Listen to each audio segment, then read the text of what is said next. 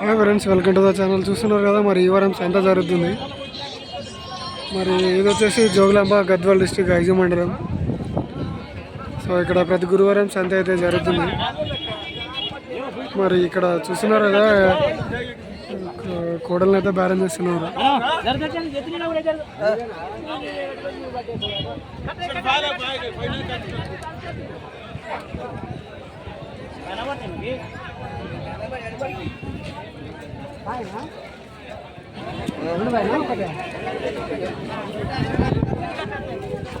ఎంతకి పెద్ద మనిషి ఎంతకి?